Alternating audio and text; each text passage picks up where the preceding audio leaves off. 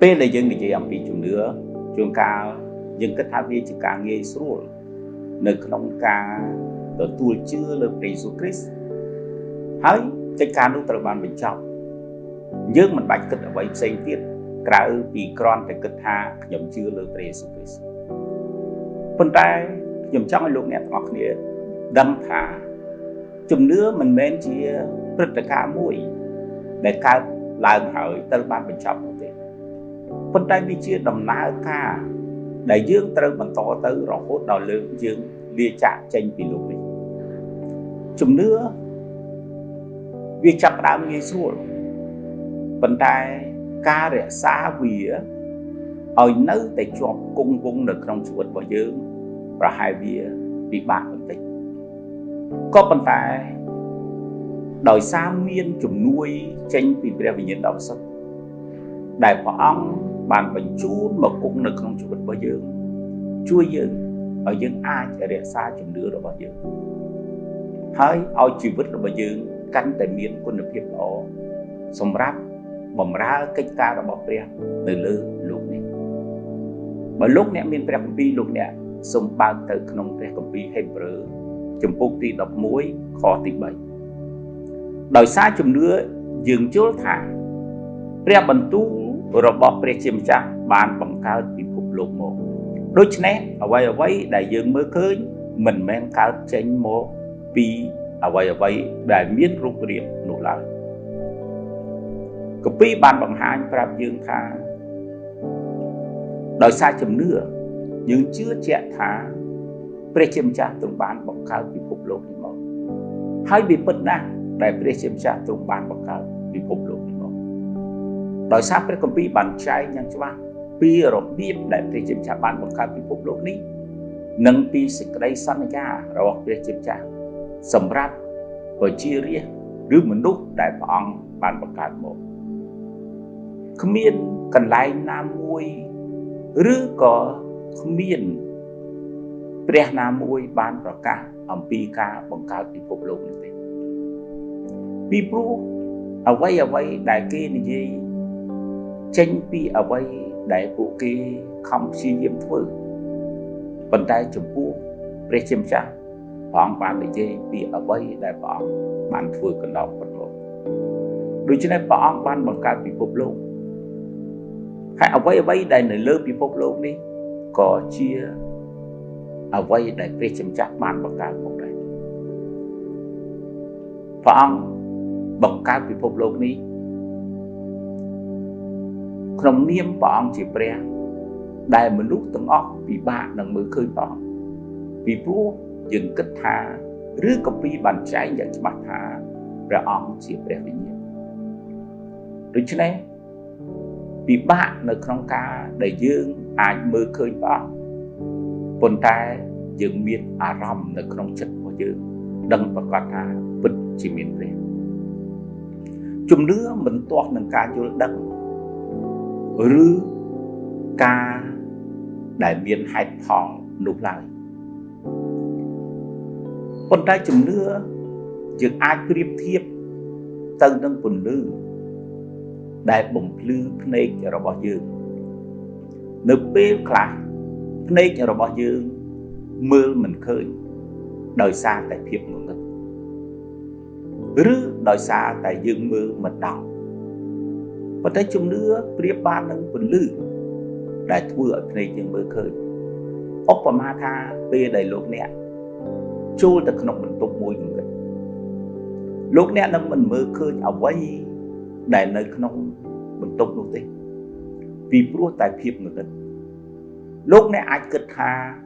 វាគ្មានអ្វីមួយដែលមាននៅក្នុងបន្ទប់នោះឡើយប៉ុន្តែពេលដែលលោកអ្នកបើកភ្លើងឡើងលោកអ្នកនឹងមើលឃើញអ្វីទាំងអស់ដែលនៅក្នុងការបង្កើតរបស់ព្រះប្រហែលជាយើងទាំងអស់គ្នាជាមនុស្សមិនអាចគិតដល់ប៉ុន្តែដោយសារជំនឿអាចធ្វើឲ្យយើងមើលឃើញជាក់ច្បាស់ថាព្រះអង្គជាអ្នកដែលបង្កើតអ្វីទាំងអស់នោះដូច្នេះជំនឿនេះហើយដែលជួយឲ្យយើងបានឃើញពីអ្វីដែលព្រះជាម្ចាស់ធ្វើឲ្យយើងទទួលអារម្មណ៍ ថាពិតជាមានព្រះជាម្ចាស់នៅក្នុងជីវិតរបស់យើងមែនឲ្យយើងអាចទទួលការបើកសម្ដែង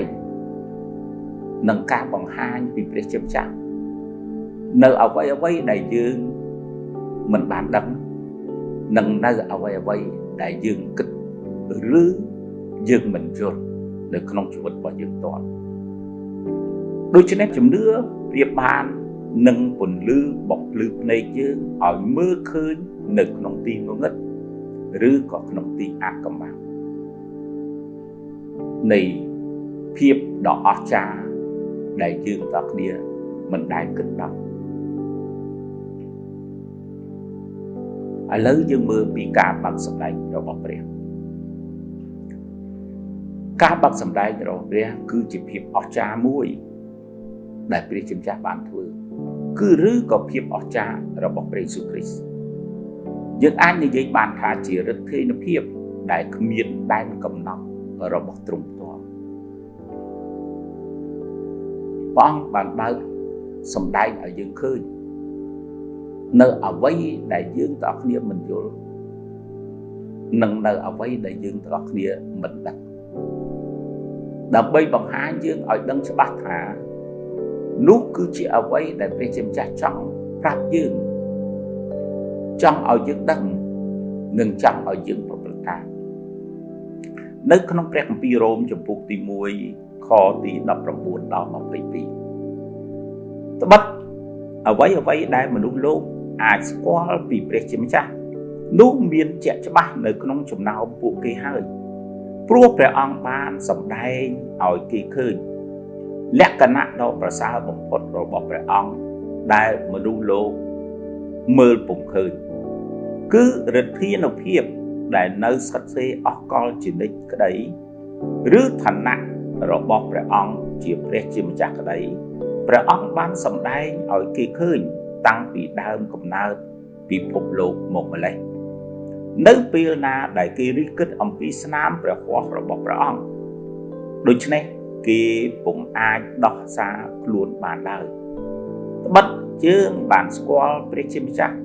តែពុំបានលើកតម្កើងសេរីរុងរឿងព្រះអង្គឲ្យសមនឹងឋានៈរបស់ព្រះអង្គព្រះជាម្ចាស់ទេហើយគេក៏ពុំបានអរព្រះគុណព្រះអង្គទៀតផងផ្ទុយទៅវិញគេបានវង្វេងទៅតាមការរិះគិតរបស់ខ្លួនហើយចិត្តល្ងីល្ងើរបស់គេក៏បែរទៅជាងងឹតសូន្យសុខដែរគេអួតអាងថាខ្លួនមានប្រាជ្ញាតែបែរជាលេលាទៅវិញការដែលយើងគិតមិនដល់ការដែលយើងយល់មិនបាននោះមិនមានន័យថាអ្វីទាំងអស់នោះមិនមាននៅលើโลกនេះទេប្រហែលជាមនុស្សជាច្រើនមិនជឿថាមានព្រះជាម្ចាស់ពីព្រោះតែគេមិនដែលមានបទពិសោធន៍ហើយគេគិតមិនដល់ប៉ុន្តែចំពោះយើងដែលជាអ្នកដែលជឿលើព្រះយេស៊ូវគ្រីស្ទវិញយើងជឿថាមានព្រះជាម្ចាស់ពីព្រោះតែព្រះអង្គបានបើកសម្ដែងនៅក្នុងជម្រៅចិត្តរបស់យើងឲ្យយើងដឹងច្បាស់ថាមានព្រះជាម្ចាស់ព្រះអង្គបានប៉ះពាល់អារម្មណ៍របស់យើងឲ្យយើងមានអារម្មណ៍នៃវត្តមានរបស់ព្រះអង្គដែលគង់នៅកណ្ដាលចំណោមយើងដូច្នេះទោះបីជាមនុស្សជាច្រើនបដិសេធមិនទទួលស្គាល់ព្រះអង្គប៉ុន្តែចំពោះយើងវិញយើងមិនអាចបដិសេធអំពីការដែលមានព្រះនោះឡើយយើងដឹងប្រកបនៅក្នុងចិត្តម្នាក់ហើយអ្នករាល់គ្នាក៏អាចនឹងដឹងប្រកបប្រសិនណាជាអ្នកទទួលព្រះអង្គជាព្រះជាម្ចាស់អ្នកនឹងមានបទពិសោធន៍ល្អនៅក្នុងជីវិតការដឹកនាំដ៏ប្រសើរពីព្រះជាម្ចាស់នៅក្នុងជីវិតរបស់អ្នក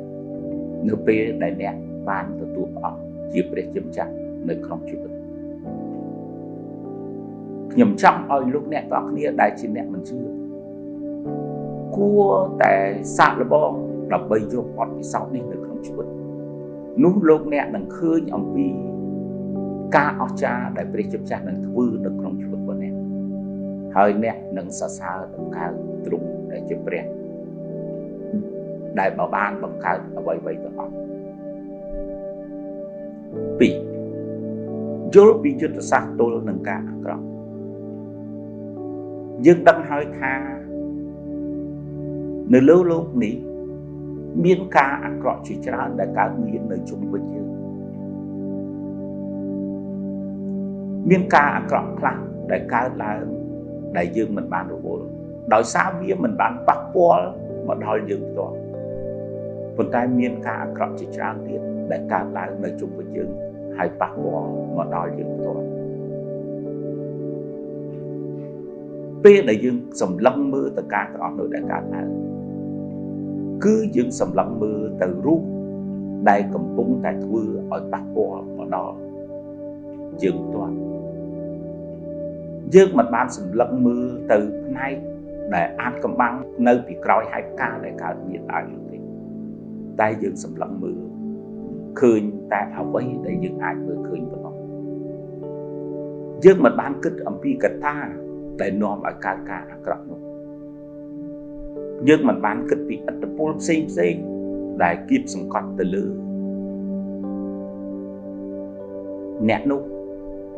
rứ cái cá nút để thưa ở phía tây chia cọ dương mặt ban cứt âm pi để sai để miên ở trong chụp bọc mà nút để chùm rung mà nút ở mà nút lẹ từ trong cá cọแต่เอาไว้ได้ยืมมือเคยยืมกรอนแต่มือเคยอย่างปีมันแน่นุ๊กหรือหายการนุ๊กหรือเอาไว้ในการด่านุ๊กแต่ยืมอับมือเคยปีเอาไว้ในในขังคล้อยหายการนุ๊กหนึ่งมันโดนนุ๊ก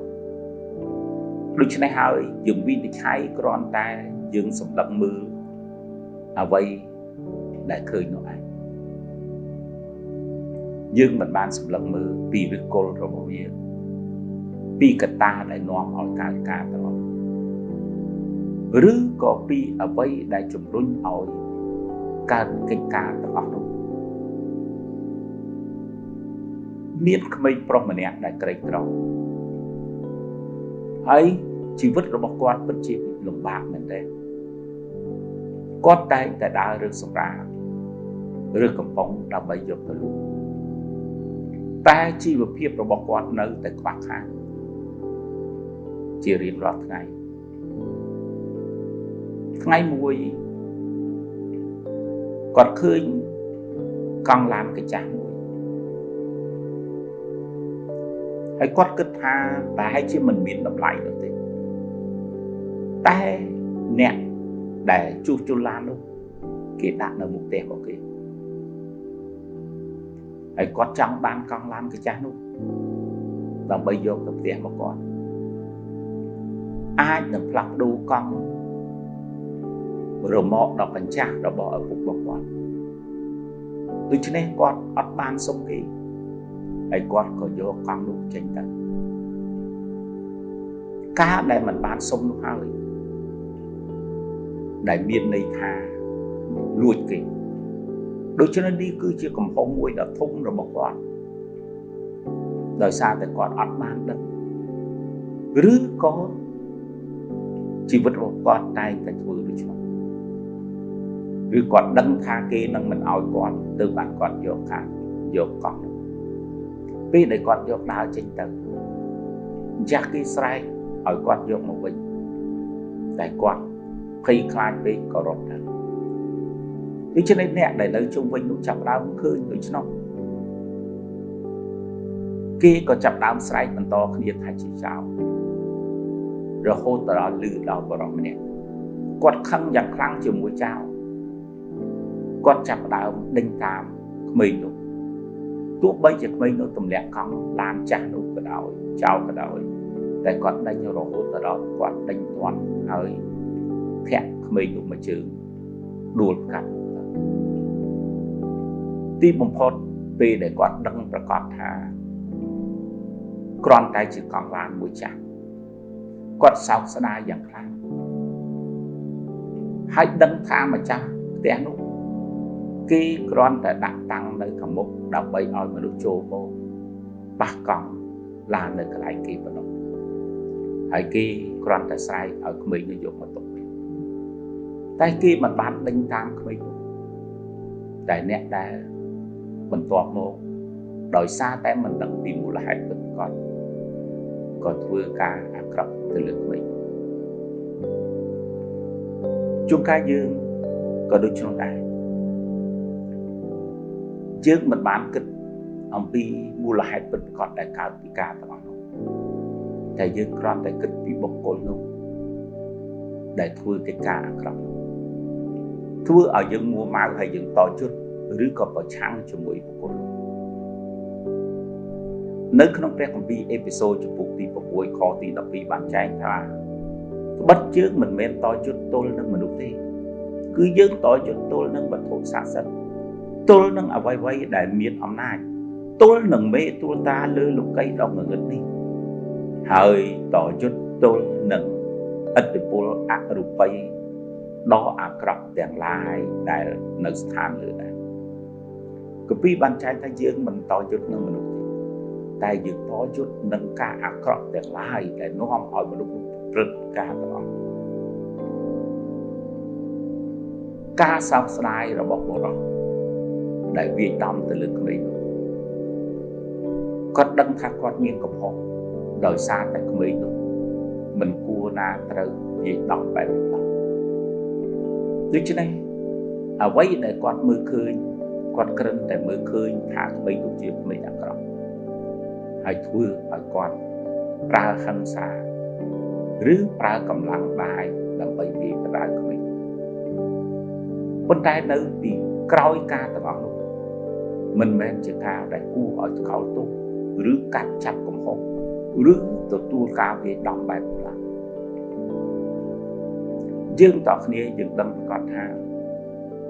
វាមានការអាក្រក់ដែលនៅពីក្រោយមនុស្សមានអរិយឬក៏មានវិញ្ញាណអាក្រក់ដែលជំរុញមនុស្សឲ្យប្រព្រឹត្តការអាក្រក់ទាំងអស់តើអ្វីដែលយើងអាចធ្វើបានដើម្បីទល់នឹងកិច្ចការទាំងអស់នោះយើងប្រើដាវនៃព្រះបន្ទូលប្រើសេចក្តីអធិដ្ឋានដើម្បីទល់នឹងការទាំងអស់នោះប្រឆាំងវាដើម្បីឲ្យវាចេញអំពីមនុស្សសត្រូវរបស់យើងមិនមែនជារូបិយនោះទេប៉ុន្តែសត្រូវរបស់យើងគឺអរូបិយគឺជាវិញ្ញាណទាំងឡាយដែលគ្រប់គ្រងនៅលើជីវិតរបស់មនុស្សក៏មានសត្រូវដែលមាននៅក្នុងជីវិតរបស់យើងដែរគឺនិស្ស័យបាបរបស់យើងផ្ទាល់ដូច្នេះដោយសារនិស្ស័យបាបនោះហើយដែលជំរុញយើងឲ្យយើងប្រព្រឹត្តអាក្រក់នៅក្នុងជីវិតរបស់យើងនៅក្នុង2កូរិនថូសចំពុកទី10ខទី3ដល់ខទី5បានចែងថាទោះបីយើងមាននិស្ស័យជាមនុស្សលោកក៏ដោយក៏យើងមិនតយុទ្ធរបៀបមនុស្សលោកីដែរត្បិតគ្រឿងសតាវុធដែលយើងប្រើមិនមែនជាអាវុធខាងរបស់មនុស្សទេគឺជាអាវុធដ៏មានឫទ្ធានុភាពមកពីព្រះជាម្ចាស់ដែលអាចរំលំកំផែងបន្ទាយនានាយើងរំលំការរិះគិតនិងគំនិតឆ្មាំងកន្ទ្រើងទាំងប៉ុន្មានដែលរារាំងមិនឲ្យស្គាល់ព្រះជាម្ចាស់យើងគៀប្រមូលចិត្តគំនិតឲ្យមកស្ដាប់បង្គាប់ព្រះគ្រីស្ទវិញយើងតយុទ្ធនឹងអ្វីដែលត្រួតតាលើជីវិតរបស់មនុស្សយើងមិនតយុទ្ធជាមួយនឹងមនុស្សនោះទេប៉ុន្តែយើងតយុទ្ធនឹងការអាក្រក់ដែលកំពុងតែត្រួតតានៅលើមនុស្សជួនកាលនៅក្នុងជីវិតរបស់យើងក៏មានកិច្ចការទាំងអស់ដែរយើងក៏ខំតយុទ្ធដើម្បីយកឈ្នះលើវាដែរអាវុធដែលយើងអាចតយុទ្ធជាមួយវាបានគឺព្រះបន្ទូលរបស់ព្រះជាម្ចាស់ដើម្បីប្រឆាំងនឹងវាការដែលយើងប្រើព្រះបន្ទូលរបស់ព្រះជាផ្លូវជាពន្លឺបំភ្លឺផ្លូវរបស់យើងដើម្បីឲ្យយើងដើរតាមព្រះបន្ទូលនោះគឺជាការតយុទ្ធយ៉ាងខ្លាំងក្លាដែលយើងកំពុងតែតយុទ្ធជាមួយនឹងការអាក្រក់យើងមិនព្រមចុះចូលនឹងអំណាចរបស់វាមិនព្រមចុះចូលនឹងកិច្ចការអាក្រក់តែយើងបែរជាប្រព្រឹត្តការល្អតាមព្រះបន្ទូលរបស់ព្រះអង្គនោះគឺជាអាវុធមួយដ៏អស្ចារ្យដែលយើងបានវាយប្រហារទៅលើសត្រូវរបស់យើងផ្ទាល់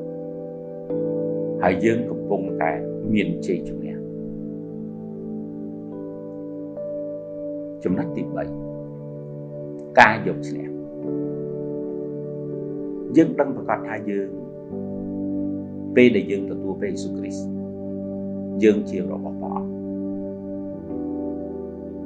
យើងមិនមែនជារបស់យើងទៀតទេ